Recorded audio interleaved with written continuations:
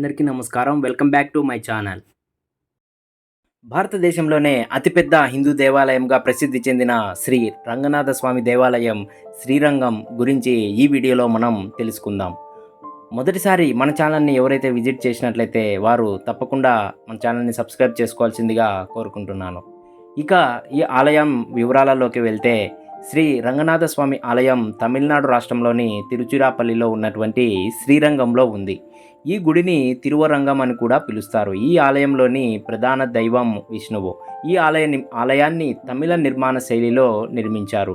ఈ గుడి గురించి ప్రాచీన తమిళ సాహిత్యమైనటువంటి దివ్య ప్రబంధంలో వివరించారు. ఈ గ్రంథంలో 6 నుంచి 9వ శతాబ్దం వరకు ఉన్న అల్వారుల గురించి రాశారు. ఈ క్షేత్రాన్ని విష్ణువుకు ప్రీతికరమైన 108 దేశాలలో ఒకటిగా పరిగణిస్తారు వైష్ణవులు. దక్షిణ భారతదేశంలో పురాతనమైన ప్రముఖమైనటువంటి వైష్ణవ ఆలయాలలో ఈ ఆలయం కూడా ఒకటి. ఈ ఆలయ చరిత్ర చాలా సుప్రసిద్ధమైనది. కావేరీ నదిలో ఒక ద్వీపం వంటి దానిలో ఉండే ఈ ఆలయం ఎన్నో ముస్లిం యూరోపియన్ రాజుల దండయాత్రలకు గురైంది. ఈ ఆలయ ముఖద్వారమైన రాజగోపురము దాదాపు 13 సెంట్ల విస్తీర్ణంలో ఉంది. ఈ గోపురం ఎత్తు 237 అడుగులు కావడం మరొక విశేషం. ఈ గోపురానికి 11 అంతస్తులు ఉన్నాయి. తమిళ నేల మార్గలిలో జరిగే 21 రోజుల పాటు జరిగే ఉత్సవంలో దాదాపు 10 లక్షల మంది పాల్గొంటారు. శ్రీరంగంలోని ఈ దేవాలయాన్ని ప్రపంచంలోని అతిపెద్ద హిందూ దేవాలయంగా పేర్కొన్నారు. నిజానికి కంబోడియాలో ఉన్నటువంటి అంగోర్ వాట్ ప్రస్తుతం అది బౌద్ధ దేవాలయంగా మారిపోయింది. ఈ దేవాలయం దాదాపుగా 156 ఎకరాల్లో 4116 మీటర్ల చుట్టుకొలతతో భారతదేశంలోనే అతిపెద్ద ఆలయంగా ఈ శ్రీరంగంలో ఉన్నటువంటి ఈ ఆలయం ఉంది. ముఖ్యంగా ఈ యొక్క ఆలయం యొక్క చరిత్ర గురించి మనం తెలుసుకున్నట్లయితే కావేరీ కొలరూన్ లేదా కొలిందల్ల ద్వారా రూపుదిద్దుకున్న ఓ చిన్న ద్వీపం వద్ద ఈ ఆలయం వెలిసింది. 108 ప్రధాన విష్ణు దేవాలయాల్లో ఈ ఆలయం మొదటిగా అత్యంత ప్రధానమైనదిగా ఉంది. ఇది ప్రాచుర్యం పొందుతుంది. ఆలయ ప్రాంగణం 156 ఎకరాల్లో విస్తరించి ఉంటుంది. దీనికి 7 ప్రహరీలు ఉన్నాయి. ఈ ప్రహరీలు కూడా దృఢమైన భారీ బురుజులున్న కోడలతో నిర్మించబడ్డాయి. ఆలయ గర్భగుడి చుట్టూ ఇవి ఆవరించి ఉన్నాయి. అన్ని ప్రాకారాల్లో ఉన్న 21 బ్రహ్మాండమైన స్తంభాలు ఈ ఆలయంలో ఉన్నాయి. ఈ యొక్క స్తంభాలు సందర్శకులను ఎంతగానో ఆకట్టుకుంటూ ఉంటాయి. ఈ ఆలయం వేల సంవత్సరాల నాటి ప్రాచీన నాగరికతను చాటి చెబుతోంది. కోరమండల తీరాన్ని, తూర్పు దక్కన్ ప్రాంతంలోని ప్రధాన భూభాగాన్ని 300 ఏళ్లకు పైగా పరిపాలించినటువంటి చోళవంశం ఆ ప్రాంతాల్లో ఓ పురోగామి హిందూ సంస్కృతి వర్ధిల్లేందుకు దోహదపడ్డారు. 13వ శతాబ్దంలో చోళులు మదురైకి చెందిన పాండ్యుల చేతిలో, మైసూరుకు చెందిన హొయసల రాజుల చేతిలో ఓడిపోయారు. శ్రీరంగంలో ఆలయ నిర్మాణంపై హొయసలలు ప్రత్యేకమైనటువంటి శ్రద్ధ చూపారు. కానీ అవి శాసనాలు, భవనాలకు మాత్రమే పరిమితమైపోయాయి. హొయసలలు 14వ శతాబ్దం మొదటి భాగంలో పాండ్యులు ఓడించారు. ఆ తర్వాత దక్కన్ పీఠభూమి మీద మహమ్మదీయులు తరచుగా దాడులు చేసినప్పటికీ 1336లో విజయనగరంలో ఏర్పడిన హిందూ సామ్రాజ్యం నుంచి గట్టి ప్రతిఘటన ఎదుర్కోవాల్సి వచ్చింది. ఈ సామ్రాజ్యం తన స్వతంత్ర ప్రతిపత్తిని 1565లో వరకు కొనసాగించగలిగింది.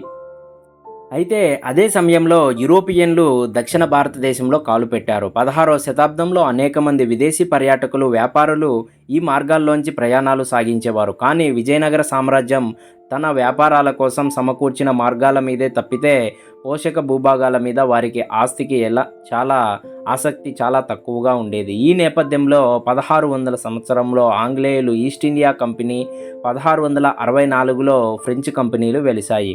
ఔరంగజేబు పశ్చిమ దక్కన్ ప్రాంతంలో దండయాత్రకు బయలుదేరే క్రమంలో ఆక్రమణలకు, భారీ ప్రాణనష్టం తర్వాత బీజాపూర్, గోల్కొండ కోటలు అతని ఆధీనంలోకి వచ్చాయి. అతని మరణం వరకు ఈ దండయాత్రలు కొనసాగుతూనే ఉన్నాయి. ఇది ఈ ఆలయం యొక్క చరిత్ర. ఈ ఆలయం యొక్క చరిత్ర గురించి మనం ఇప్పుడు వరకు తెలుసుకున్నాం.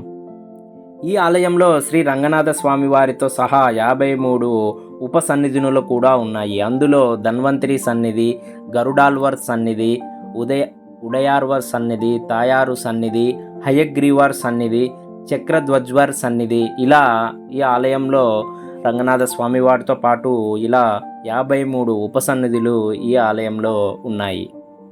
ఇక శ్రీ రంగనాథ స్వామి ఆలయం నందు జరిగే ఉత్సవాల గురించి మనం తెలుసుకున్నట్లయితే ఈ ఆలయంలో జ్యేష్ఠాభిషేకం అలానే పవిత్రోత్సవం అని ఉత్సవాలు జరుగుతాయి. ముందుగా జ్యేష్ఠాభిషేకం అంటే ఏంటో మనం ఇప్పుడు తెలుసుకుందాం.